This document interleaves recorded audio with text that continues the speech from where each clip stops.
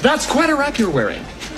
Perhaps I could get you some fluffy new slippers made from the heads of innocent and defenseless baby seals. Who is this ghastly man? Ace Ventura, pet detective. And you must be the Monopoly guy.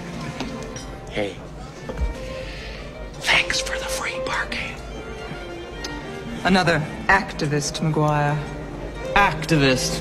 Yes. Activist, yes.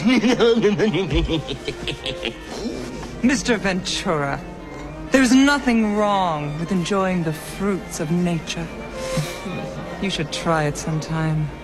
Alrighty then.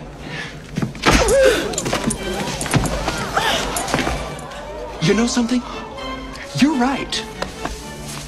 La da da da da da Do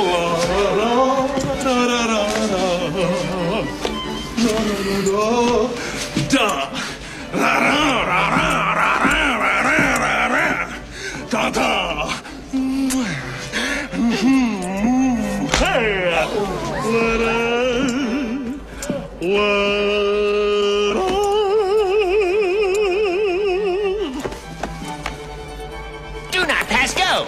Do not collect $200.